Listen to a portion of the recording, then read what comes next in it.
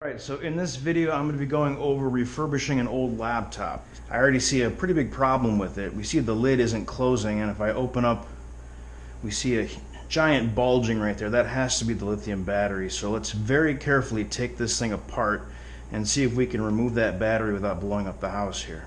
I like using a magnet to take these screws out once they're loose. Snap the magnet on the screwdriver, get it low, and it'll pull the screws right out with it. Looks like we have a couple of different screw lengths, longer screws on the back here.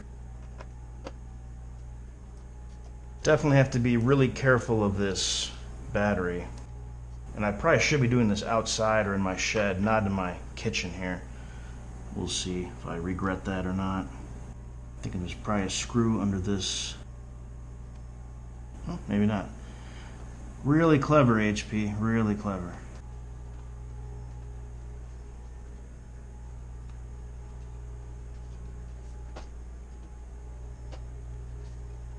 Of course, there might be screws under this strip here.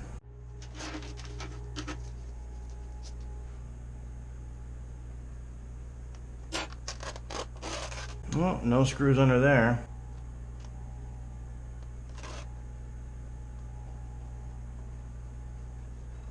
How about this one?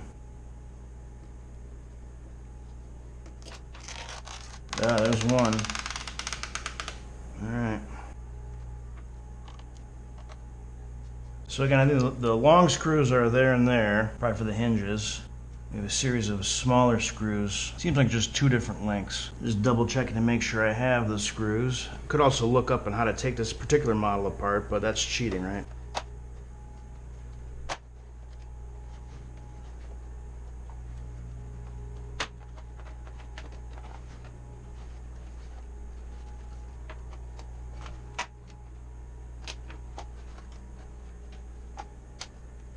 There we go. Wow, look at that battery.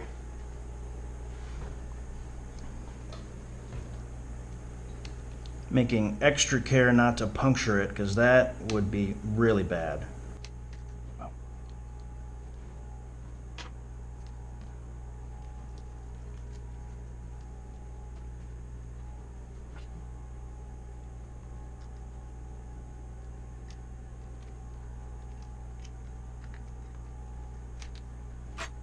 Looks like we have 3 screws holding it in.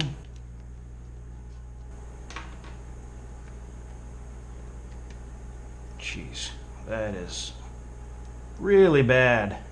Alright, we'll carefully set that there. And yeah, it definitely has an odor to it. Alright, so let's look at our components here. CPU, memory, hard drive, wireless card, CPU fan, heatsink. We're going to need to remove this hard drive regardless, because we're going to be upgrading with an SSD. The question becomes, do we replace the battery or just leave the battery out? I think for now we'll just leave the battery out.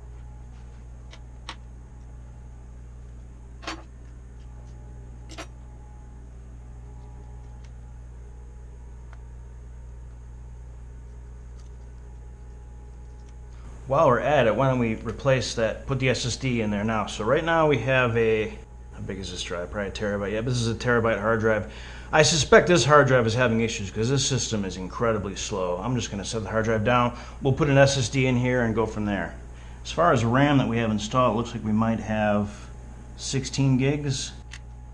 No, we have 12. All right, we'll upgrade this with an SSD and go from there. So here's a brand new Lexar 256 gig SSD. Pretty sure I picked this thing up from Amazon a while ago.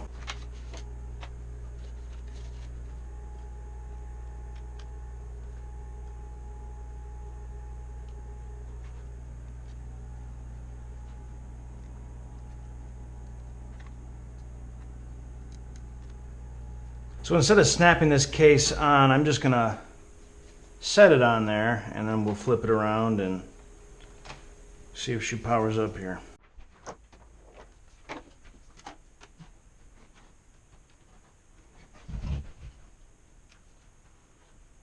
Boot device not found. Please install an operating system on your hard disk. All right, let's do that then. So because this system had Windows 10 to begin with, and I know that it's installed on this hard drive, I'm going to reinstall Windows 10 off a flash drive using an ISO I got from Microsoft, just so I can compare the performance with the hard drive, which I believe might be ailing, with this brand new SSD. So we will proceed with the installation. So F9 on this system brings up the boot manager. I'm going to select my USB flash drive, perform a fresh installation of Windows 10 here. It'd be interesting to see what the boot difference is on a fresh installation on the SSD versus that old hard drive, as well as scan the hard drive for any bad or slow sectors. While that install is doing its thing, I'm going to test out the hard drive in my other setup here, my Diagnostics setup. It's an old ThinkCenter PC that I have kind of rigged up for easily connecting SATA hard drives for doing diagnostics on.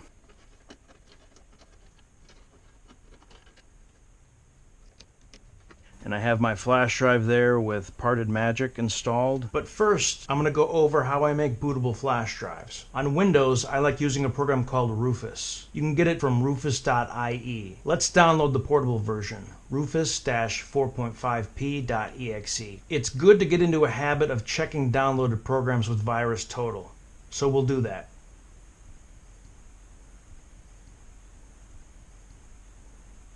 Looks good. So now we need some ISO files to create the bootable USB flash drives. Let's try the Ultimate Boot CD ISO as an example.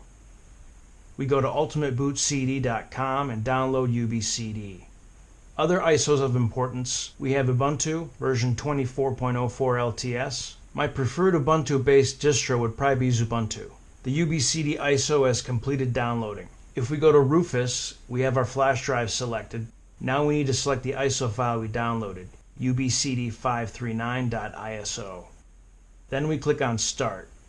We click OK to acknowledge the contents will be destroyed on the USB flash drive. It's a similar process if you were to download Ubuntu, Xubuntu, or other bootable ISOs. Select the USB flash drive you want to use, select the ISO file, then click Start. We see the flash drive is done being written. Click on Close. We can then see the contents of the bootable UBCD from the File Explorer here, drive letter D. Make sure I'm all connected here. So Ultimate Boot CD, I'm going to select Parted Magic. Default settings runs from RAM.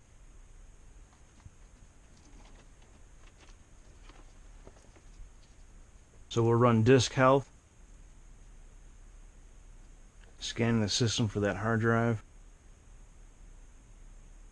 Here it is right here, HGST, 1 terabyte. I double click on it. First I click on attributes, check out any smart values that are out of whack. I don't see anything there that's problematic. So we'll click on perform tests, and I like to perform an extended test and execute, and we'll see what it comes back with. It says it's going to take 4 hours and 11 minutes. If it does pass an extended test, then would probably come performance testing, as we might have some slow sectors bogging it down. So I see we have an error here. The computer restarted unexpectedly or encountered an unexpected error. Click OK to restart the computer and then restart the installation. Try this again here. In fact, let's try a different USB port. If we still encounter issues, we should test the memory.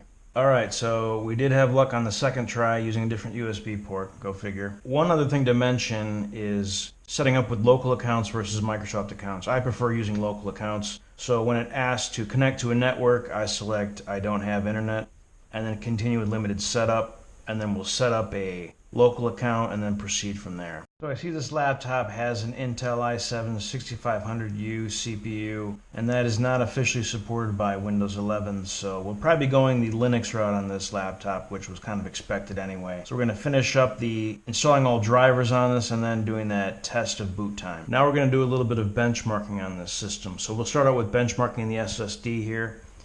I like using Crystal Disk Mark Portable for that. Another type of benchmarking I like doing are browser-based benchmarks, just because you can get kind of a platform agnostic look at systems running Linux versus Windows. So here I have Chrome. I ran, well, first I go to browserbench.org, run Speedometer, Jetstream 2, and MotionMark. I compare tests on Chrome versus Edge on this system just to make sure I'm getting similar results on both browsers. If I'm on Windows and Linux, I guess I'd want to select Chrome perhaps, or even Firefox, a browser available on both platforms. So Speedometer 3, 8.68 plus or minus 0.29, and that's on Edge. And on Chrome, it's a little bit faster there. Jetstream 2 on Chrome is 137.504, and on Edge, 136.530, so similar. And then Motion Mark, 666.56 on Edge, and on Chrome, 613.15. Another benchmark to do here is shutdown and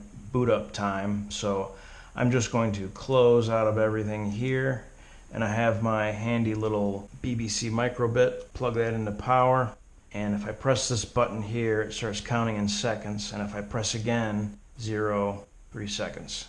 So I'm just going to tell this thing to shut down, and we'll time it to see how long it takes to shut down. So as soon as I hit shut down, I'm going to hit the button to start timing. And that was 14 seconds to power off. So I'm just going to power on now, and we'll see how long to get to the desktop. It's going to auto log in as my user account here. All right. Cold boot is 24 seconds. So next will be to finish testing the stock hard drive from this system that's testing on my Diagnostics system. I also have to test that drive for performance. If it does pass its extended test, just to see if we have slow sectors, maybe not bad sectors, but slow sectors. I would think if we're on the verge of being classified as a failure event of that drive, we'd start seeing some smart attributes being out of whack, indicating, pre-failure. Alright, so in checking out the hard drive here, it looks like test completed without error. So the hard drive tested as okay. So I guess on to now testing it for performance. I'm going to run HDD scan on the hard drive. First checking smart attributes. Again, nothing of concern there, which matches with the findings on the other system. So we'll perform a surface test, a read surface test. And we'll be looking for any blocks that are red or orange, and certainly any that are blue are going to be bad sectors, in which case the drive is considered failed. We're going to try now installing Xubuntu 24.04 LTS on this system. Alright, we got Xubuntu installed here. Let's now time it and see what our shutdown and boot up times are. So shutdown, 23 seconds, and boot up. Boot was 35 seconds. Next we'll run the browser-based benchmarks. So the web browser on here right now is Firefox. I'm also going to install Chrome, and I'll run them both from Chrome as well as Firefox just to get a comparison. We obviously don't have Microsoft Edge on this system because it's running Linux, but it'll be still interesting to see how Firefox and Chrome compare, and the fact that Chrome and Edge really are Chromium-based browsers and should be fairly similar. So our HDD scan test completed here. Here's the graph. Looks pretty decent. If I look at the map tab, I see we only have 6 plus 14 kind of slower sectors there. Most of the sectors are fast, so this hard drive would seem to be in good condition. So I noticed a performance issue when testing the Xubuntu installation. I was getting noticeably lower performance in the browserbench.org tests, and was also noticing the CPU fan was spinning fairly aggressively when the system was basically idle. So right now I can hear the CPU fan ramped up. If I click on the menu button and go to Task Manager, and you want to make sure that Show All Processes is selected. Yeah, this right here, it's like the system is basically idle except for screen recording. So what's going on? We check Show All Processes, close, sort by CPU utilization. I see this systemd-journal D. That's what was causing me issues. I think related to the Wi-Fi hardware and driver it's using. So one of the solutions was to add a kernel parameter. So I open up the terminal, I go to sudo space nano space /etc/default/grub, And right here, it's PCI equals no AER. Control X, Y, and enter to save it. Sudo space update dash grub to make sure that kernel parameter gets updated. So on reboot, this should resolve this issue of high CPU utilization. It's just spamming the system log. If I type df-h to get an overview of disk space usage, /dev/sda2, this was at 9% moments ago, so it's filling up the system log.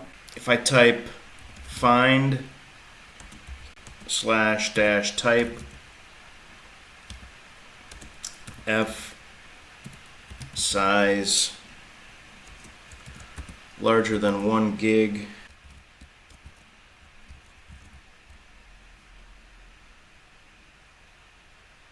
/var/log/kern.log and /var/log/syslog, these two log files just balloon in size. 4.2 gigs, 4.3. It's just growing in size. So on a reboot, that should stop the just ballooning in size of those log files. So let's reboot. Now that some of the system performance issues have been kind of ironed out here, let's test the power off and power on times of the system again here. So I have my microbit rigged up and ready to go here, and we will click on shutdown. We have a shutdown time of 6 seconds. So let's test the power on time.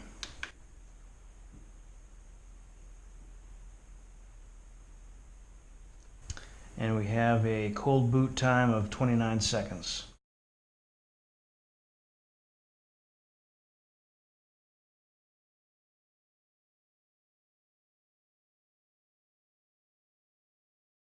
So I snapped the bottom case back on. We're going to go without a battery. That's fine. We'll just run off wall power. I should have 2 large screws in the back and then 7 here. There's 1 here which I'm not going to put back in. Then we'll put the optical disk drive back in. So let's proceed with that. And again, having the magnet on the screwdriver will make things a little bit easier. I always like to counter turn until I hear a click. That way I know I'm not messing up the threads. So I'll put my screw on there, turn counterclockwise until I hear a click, and then clockwise.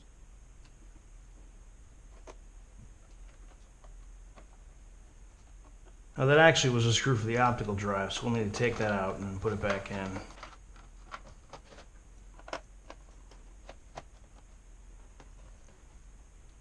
Make sure everything's snapped in well there. Laptop cleaning supplies. We have some compressed air. I don't use this too much. There are better ways to go about cleaning than using these, but it's there just in case. Isopropyl alcohol, 70%. Screen cleaning fluid. In this case, I'm not going to use this stuff because this screen is in great shape. No fingerprints, no smudges or anything. Old toothbrush that's been sanitized just for getting into a keyboard that's kind of grimy. Again, I probably won't need this. And then just a cheapo chip brush just to kind of sweep out any dust, along with using the hand vac while going over just to sweep the dust into it. And then these Wipeall X60 commercial strength towels, super handy. You can usually wipe and then fold and wipe again. I usually will saturate these with the isopropyl alcohol, and they just work great for cleaning up grime off of the system chassis, keyboards and whatnot. And it's very durable. Doesn't really break apart like a typical paper towel would.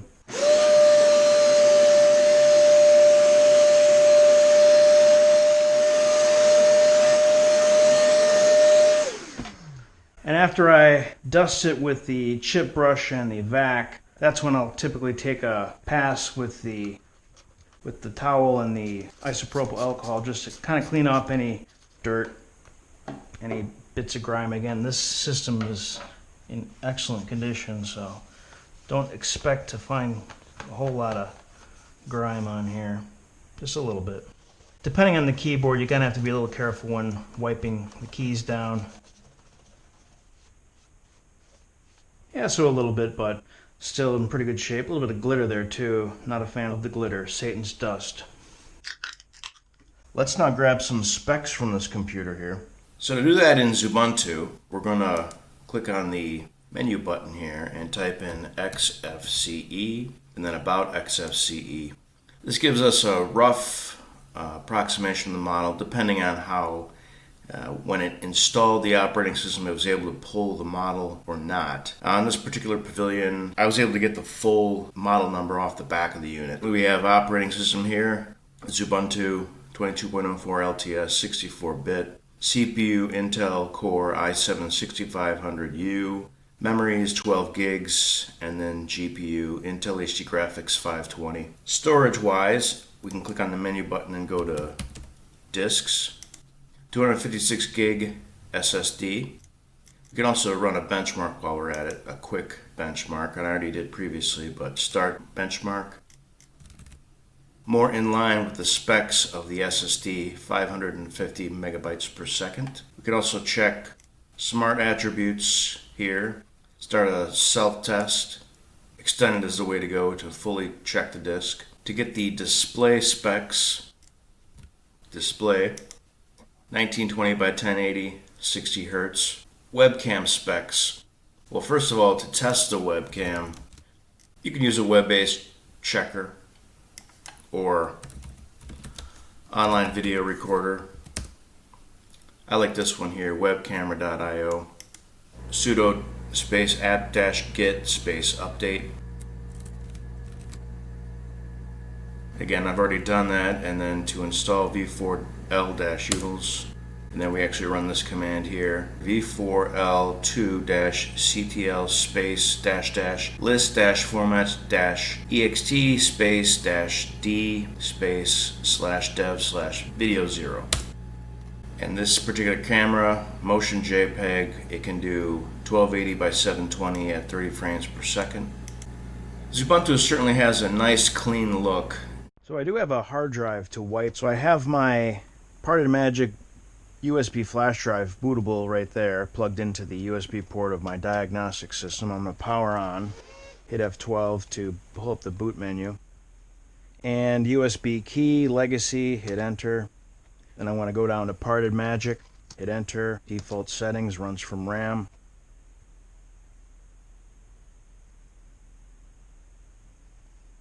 We're going to go to Erase Disk, and we want to run the internal secure erase. Check our disk here, make sure it's the right one. It's the only one connected, so 500 gig drive, okay. And in this case, we have to put the machine to sleep and then wake it back up. And then we have to run through that again quick here. Erase disk, internal erase, select the disk, okay, and then okay. And then yes, yes. It says it's going to take about 134 minutes to complete the ATA secure erase, so we'll let it do its thing. When it's done, it's going to have a little completion message. So I have my UBCD USB flash drive plugged in. We're just going to restart. And F9 on this system is what will get us to the boot menu, at least one way.